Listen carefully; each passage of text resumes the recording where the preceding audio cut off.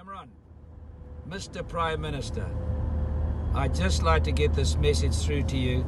I've been following your leadership now, and I wish I had the words of Shakespeare or Winston Churchill to give you the credit that you deserve. I'm so proud of you, what you're doing in your region. May Allah be with you all the time, and God bless, my friend.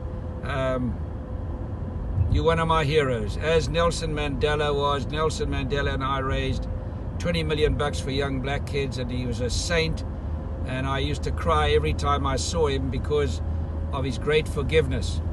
And may strength be with you. I know you got many challenges, and you need at least another 2 years, I would imagine, to get your message across. But until then, Allahu Akbar.